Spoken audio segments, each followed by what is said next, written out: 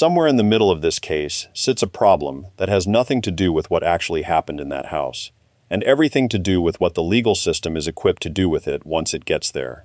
Courts are built to answer a narrow, specific question. Did this person understand what they were doing? And did they know it was wrong? That standard exists for good reason. It's meant to separate criminal intent from incapacity. But it was never designed with something like severe postpartum psychosis fully in mind. A condition where a person can be fully capable of understanding an action in one clinical sense, while experiencing delusional beliefs that completely distort what that action actually means to them in the moment.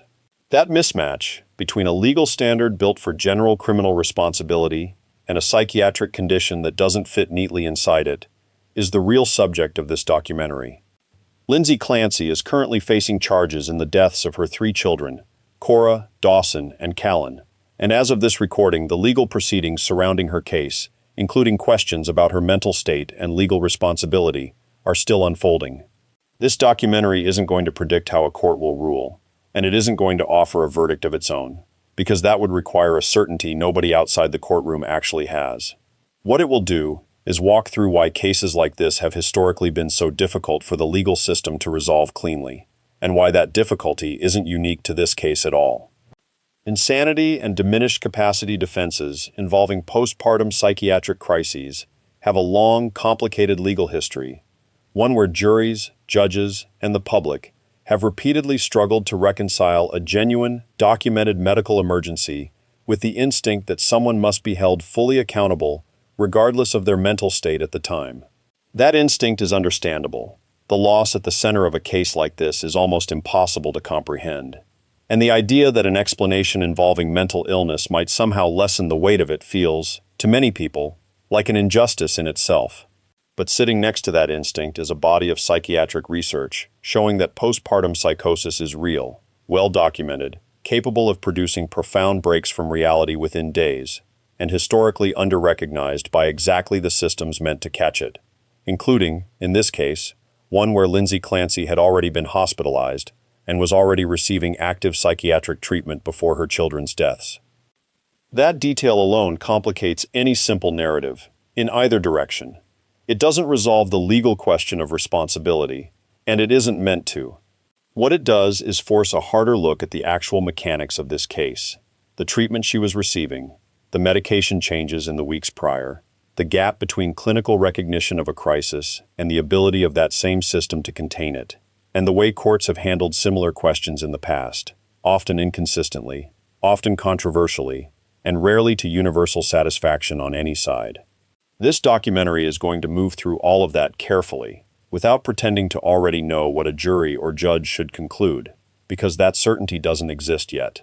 What it will leave you with instead is a clearer picture of exactly why this kind of case keeps being difficult, keeps dividing public opinion, and keeps exposing the same uncomfortable gap between psychiatric reality and legal categories that were never built to hold something this complicated. To understand how this case reached that gap, it helps to start with the version of the story that existed before any of this happened, before January 2023, before the arrest, before any of the psychiatric or legal terminology entered the public conversation. Lindsay Clancy was, by every account available before the tragedy, an ordinary suburban mother in Duxbury, Massachusetts.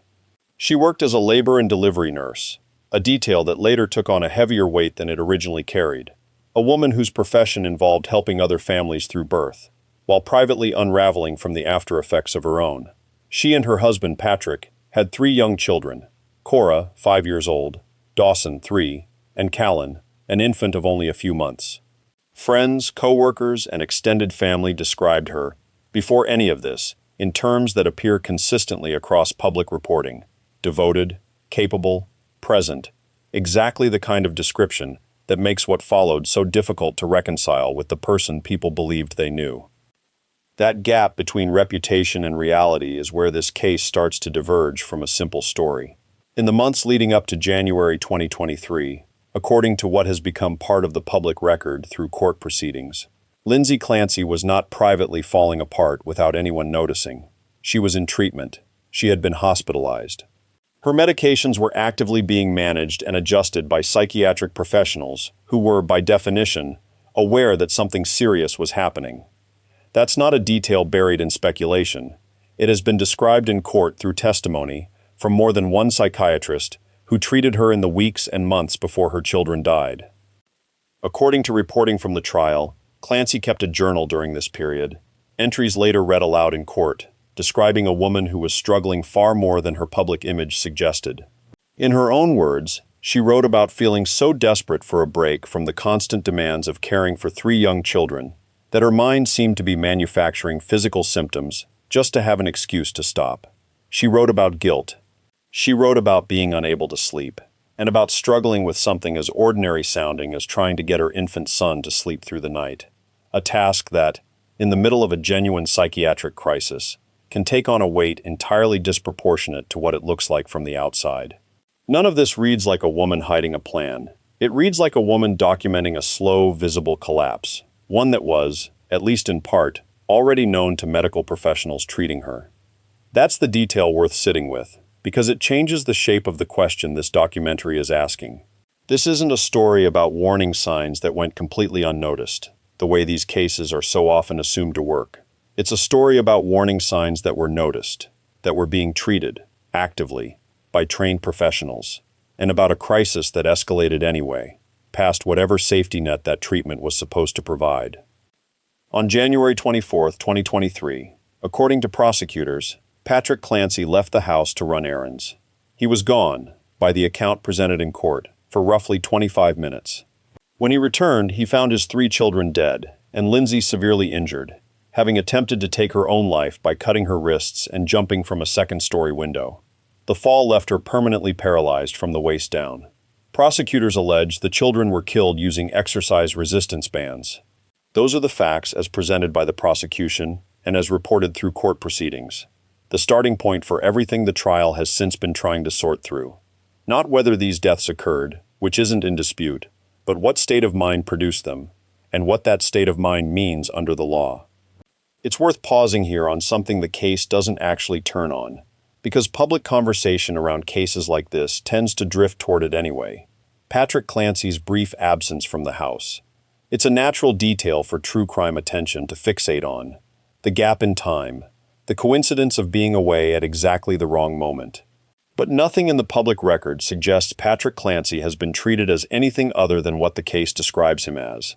A father who left to run errands and came home to find his family in the middle of a catastrophe he had no part in causing.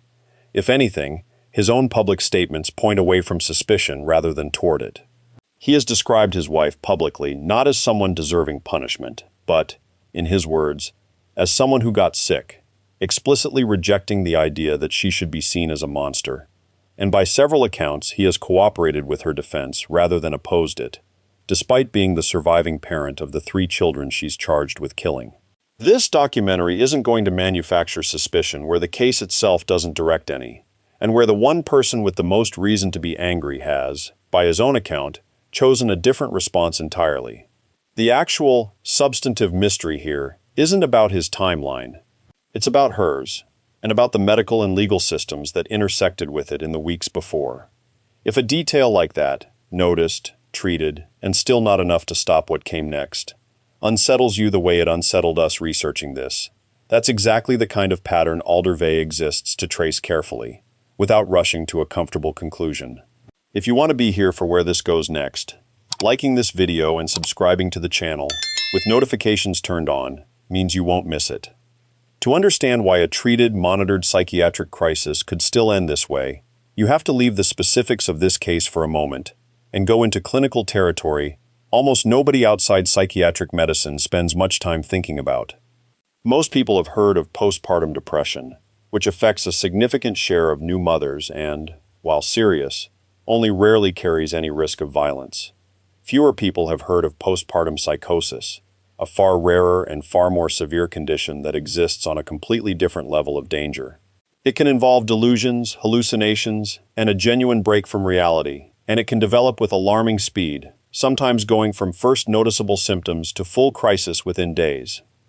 There's a detail about postpartum psychosis that surprises a lot of people once they learn it.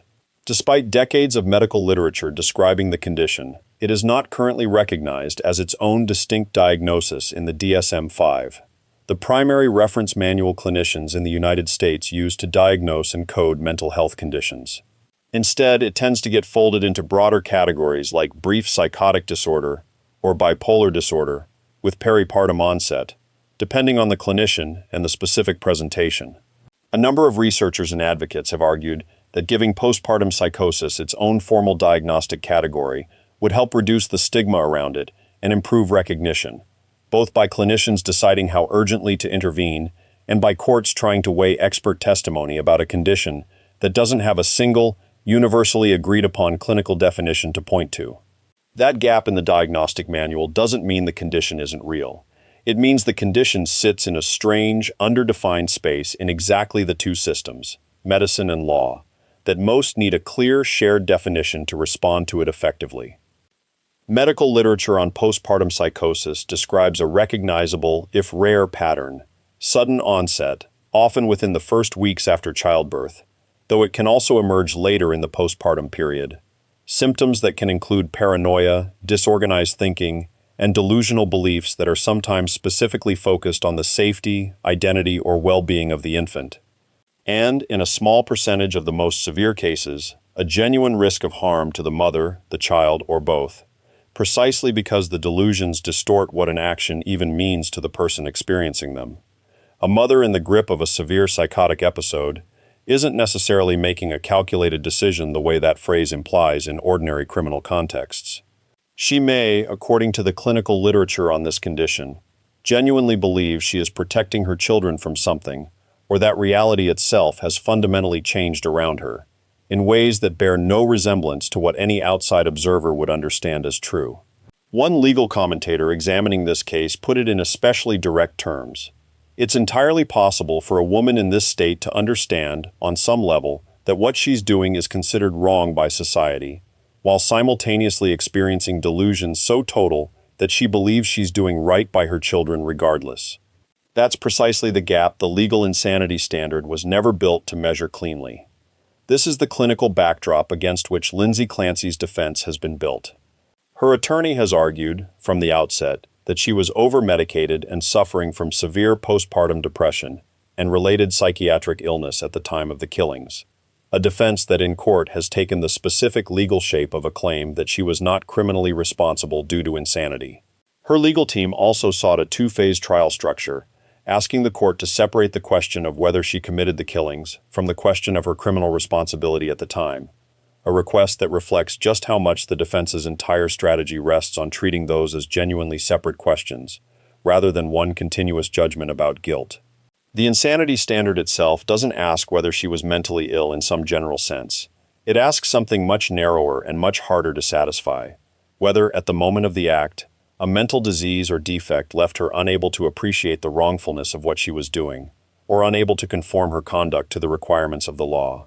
It's a standard built for exactly the kind of case this is supposed to represent, and yet it remains a standard that struggles, again and again, to hold something as clinically complex as postpartum psychosis without leaving enormous room for disagreement about where the line actually falls.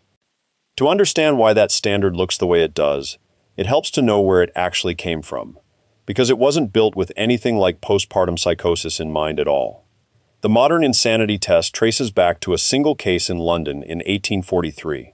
A Scottish woodturner named Daniel Monacton, in the grip of paranoid delusions that he was being persecuted by the ruling political party, set out to assassinate the British Prime Minister, Robert Peel. He shot the wrong man, killing Peel's private secretary, Edward Drummond, instead. At trial, Monacton was found not guilty by reason of insanity, a verdict that caused public outrage severe enough that Queen Victoria personally pressed for a stricter standard going forward. The result was a set of guidelines, now known as the Monacton Rules, asking whether a defendant, at the time of the act, understood the nature and quality of what they were doing, and if they did understand it, whether they knew it was wrong. That test, formulated in reaction to a political assassination attempt nearly 2 centuries ago, is still, in modified form, the backbone of how most American states evaluate insanity claims today, including in cases involving a psychiatric condition that has nothing in common with the case that produced the standard in the first place. That history matters here for a specific reason.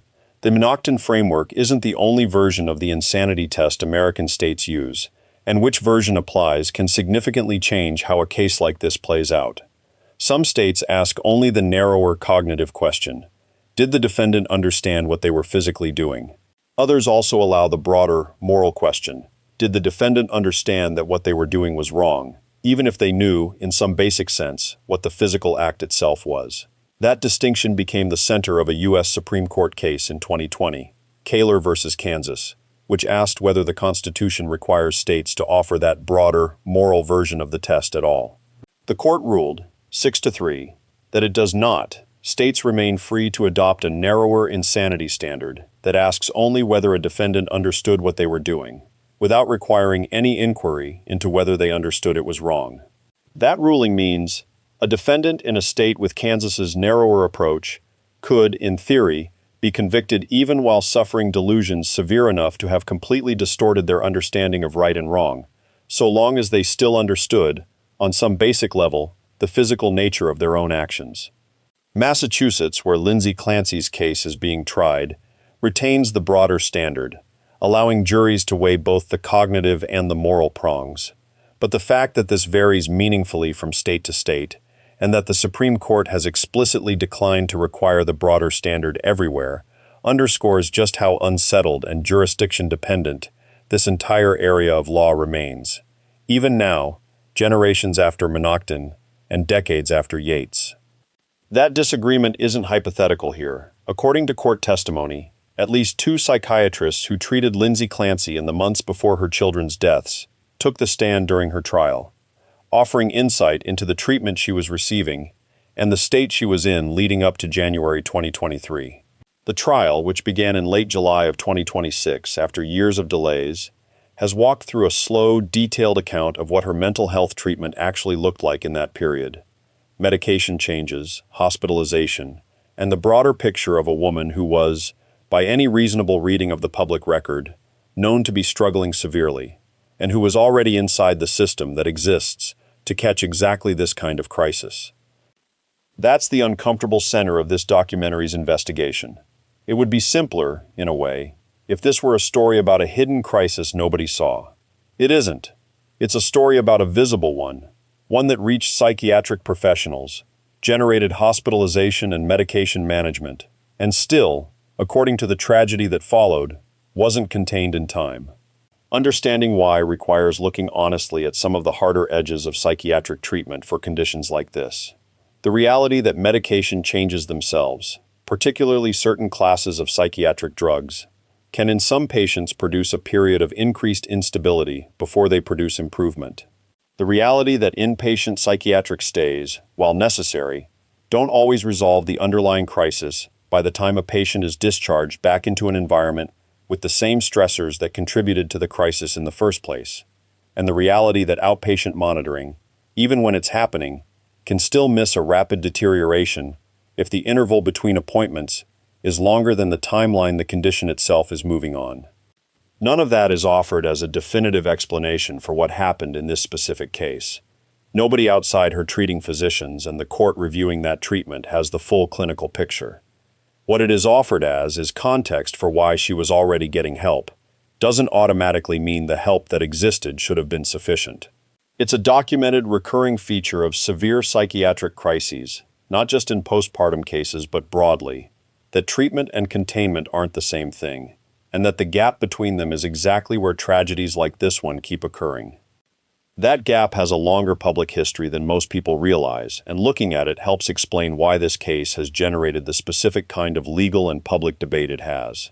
The case most frequently cited, whenever postpartum psychosis intersects with the criminal justice system, is that of Andrea Yates, a Texas mother who in 2001 drowned her 5 children in the family bathtub during a severe psychotic episode. Yates had a documented history of psychiatric hospitalization, had been treated with antipsychotic medication that was discontinued shortly before the killings, and had expressed delusional beliefs, including the conviction that her children needed to be saved from eternal damnation. She was initially convicted of murder in 2002, despite testimony from psychiatrists who described her, in the words of one expert who evaluated her, as among the most severely mentally ill patients they had ever encountered.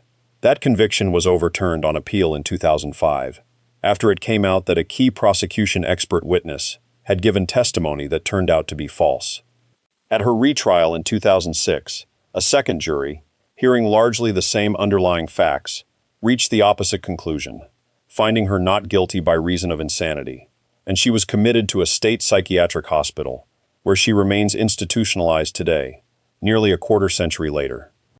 That outcome, the same facts, two juries, two different verdicts, separated only by a retrial forced by a legal technicality rather than new psychiatric evidence, is often cited by legal scholars as one of the clearest illustrations of exactly how unpredictable this category of case can be.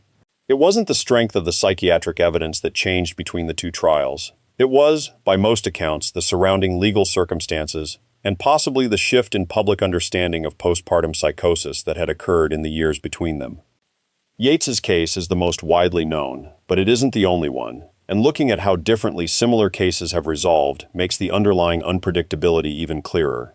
In 1987, a California mother named Cheryl Lynn Massip struck her infant son with a car after experiencing auditory hallucinations that reportedly told her the baby was suffering and that she should end his pain. She was found not guilty by reason of insanity and remained under psychiatric supervision for decades afterward.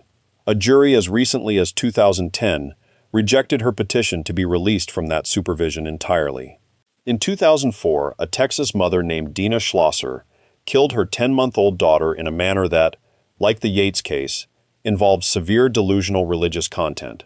She was found not guilty by reason of insanity in 2006 and committed to psychiatric care. But not every similar case has resolved the same way. Marilyn Lamack, an Illinois mother who drugged and smothered her 3 children in 1999, raised a psychiatric defense at trial as well, and in 2001, a jury rejected it, finding her guilty of murder rather than accepting the insanity claim, despite evidence of her own significant mental health struggles at the time. Put those 4 cases side by side and a pattern emerges, though not the kind of pattern that offers comfort or predictability. Legal researchers who've studied these cases have found that outcomes don't correlate cleanly with the specific legal insanity standard used in a given state, or even with the severity of the documented psychiatric evidence presented at trial.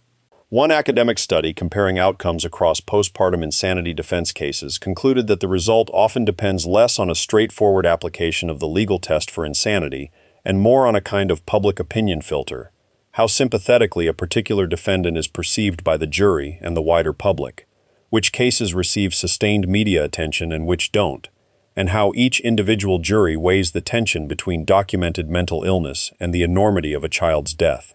That's an uncomfortable thing to sit with, because it suggests that 2 women with clinically similar presentations of the same rare condition can, and sometimes do, receive completely different legal outcomes, not necessarily because the underlying psychiatric reality was different, but because of factors the legal system isn't really designed to account for consistently.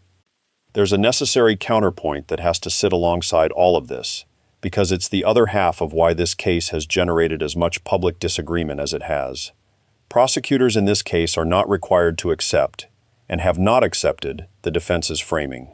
The legal standard for an insanity defense sets a high bar deliberately, because the alternative, a system where severe mental illness routinely excuses the most serious crimes without rigorous scrutiny, creates its own serious problems, both for public safety and for how seriously the legal system takes the loss of 3 children's lives. Prosecutors are entitled to argue, and juries are entitled to weigh, whether the specific legal threshold for insanity, not simply the presence of mental illness, but the specific incapacity the law requires, has actually been met in this case, regardless of how sympathetic the broader circumstances might appear. That skepticism isn't cruelty. It reflects a real, legitimate concern that has shaped how courts have handled psychiatric defenses in cases like this for decades.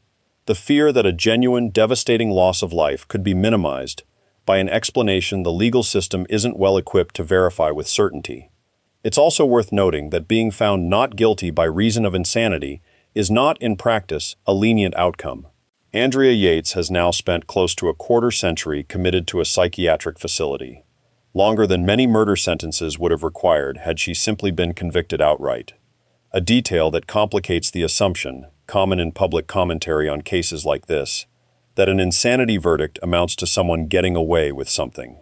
It's worth widening the frame even further here, because the United States isn't the only legal system that has had to wrestle with exactly this problem, and looking at how other countries have handled it says something important about just how unusual America's approach actually is.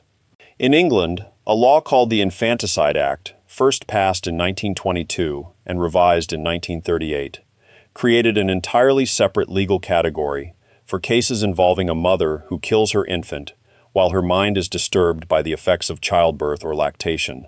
Rather than facing a murder charge and having to prove insanity as an affirmative defense, a mother in that situation can be charged with the lesser offense of infanticide directly, carrying a maximum penalty far below what a murder conviction would require. And courts have, in the 21st century, moved toward non-custodial outcomes in many of these cases entirely. Canada adopted a similar provision in 1948, and versions of this approach also exist in Australia, New Zealand, and a number of other common law countries. The underlying legal philosophy is different in a fundamental way from the American approach. Instead of treating the killing as ordinary murder and then asking a jury to evaluate a full insanity defense against a high, narrowly defined standard, these systems build the recognition of postpartum psychiatric disturbance directly into the charge itself. Reflecting what one legal scholar involved in reviewing Canada's law described as a broad international recognition that a killing of this kind carries less moral culpability than an ordinary murder. That approach isn't without its own critics, and it isn't obviously superior in every respect. Some legal scholars and reform commissions have argued that basing a reduced charge specifically on childbirth and lactation reflects outdated medical assumptions about women's biology, and that a father experiencing comparable stress and sleep deprivation while caring for an infant receives no equivalent legal accommodation, since infanticide laws in most of these countries apply only to mothers. Canada's own Law Reform Commission recommended abolishing the provision back in 1984, arguing it was built on an antiquated model of female psychology, even as the United Kingdom's Law Commission, reviewing the same question in 2006, concluded the opposite, that despite its imperfect legal reasoning, the law still served as what it called a practicable legal solution to a genuine and recurring problem. The debate over which model actually serves justice better, treating this as a matter for a lesser, purpose-built charge, or treating it as an ordinary murder charge subject to a full insanity defense, remains unresolved even among legal scholars who study nothing else. The United States, notably, has no equivalent to the Infanticide Act at all. Every case here, including this one, has to run through the same insanity defense framework used for any other murder charge, regardless of its underlying cause, which is precisely the mismatch this documentary opened with. Cases like these have also had an effect outside the courtroom, feeding into a slower, quieter shift in how postpartum mental health is treated as a public health issue, rather than purely an individual, private matter. In the years following high-profile cases involving severe postpartum psychiatric crises, a number of states moved to strengthen screening requirements for new mothers, encouraging or mandating that obstetric providers screen for postpartum depression and related conditions at follow-up appointments, rather than leaving detection entirely to a mother's own willingness or ability to raise concerns herself. Advocacy organizations focused on perinatal mental health have also pushed, with mixed success, for better coordination between obstetric care, which typically ends a matter of weeks after birth, and psychiatric care, which is often left to a separate, harder-to-access system entirely. Researchers who study postpartum psychosis specifically have pointed out that despite the attention cases like Yates's and now Clancy's generate, meaningful public understanding of the condition hasn't necessarily kept pace in the decades since. One clinician who has studied the condition since the time of the Yates trial noted recently that, while there's somewhat more community awareness now than there was then, it still falls well short of what the condition actually warrants, given how quickly and severely it can escalate. Lindsay Clancy's case has already renewed exactly this conversation, drawing attention once again to what's sometimes called the fourth trimester, the months immediately following birth, during which a new mother's psychiatric risk can be at its highest, and during which the medical system's attention, by contrast, tends to taper off fastest. As of this recording, Lindsay Clancy's trial remains in progress. It began in late July of 2026, after being delayed multiple times over the preceding 2 years, including a lengthy dispute over records and interview materials tied to an extended magazine profile her husband gave discussing her mental health in the lead-up to the tragedy. A dispute that itself dragged on for months, as prosecutors sought access to a journalist's notes and recordings through an interstate legal process. Prosecutors laid out their case over roughly 2 weeks of testimony, including detailed and difficult accounts of the children's autopsies, describing injuries consistent with strangulation and a cause of death attributed to mechanical asphyxia in the case of her youngest child. Throughout that testimony, Clancy herself did not take the stand, but she communicated in other ways the jury could observe directly, responding audibly to a judge's questions on a procedural matter, and visibly breaking down during some of the most difficult portions of testimony, including the reading of her own diary entries describing her declining mental state in the weeks before the killings. The defense has since begun presenting its own witnesses, continuing to build the argument that Lindsay Clancy's mental state at the time meets the legal threshold for a finding of not criminally responsible. After 14 days of testimony, prosecutors formally rested their case in mid-August, handing the proceedings over to the defense to begin calling its own witnesses in support of the insanity claim. No verdict has been reached. Nothing in this documentary should be read as predicting one, because that prediction isn't something the available record actually supports. What the record does support is the underlying pattern this documentary set out to trace, not a mystery about what happened in that house on that January afternoon, which by every available account is tragically clear, but a much harder question sitting underneath it. How does a documented, treated psychiatric crisis still end this way? How much of the answer lies in gaps in psychiatric monitoring and medication management? How much lies in the sheer speed at which conditions like postpartum psychosis can escalate?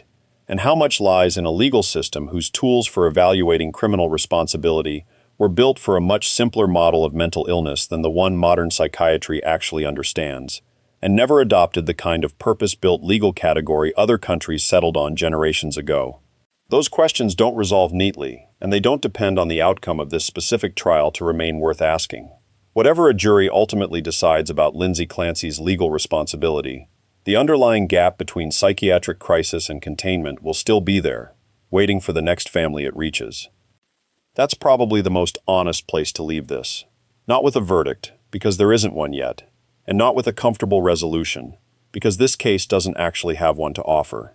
What it leaves instead is a harder, more useful question than the one most true crime coverage settles for. Not how could a mother do this, but how does a system built specifically to recognize and treat this kind of crisis still let it reach this point? And whether the answer says more about individual failures or about a structure that was never quite built to move as fast as the conditions it's supposed to catch, or to categorize them fairly once it's too late. 3 children, Cora, Dawson, and Callan, are gone, and no framework, legal or medical, changes that. But understanding exactly where the gap opened, between a woman who was visibly struggling and already in treatment, and an outcome nobody around her was able to prevent, might be the only thing capable of closing that same gap before it opens again for someone else. If this is the kind of case you want examined carefully, without rushing to a verdict the evidence doesn't yet support, subscribing to Alder and turning on notifications means you'll see where this story goes as it continues to unfold.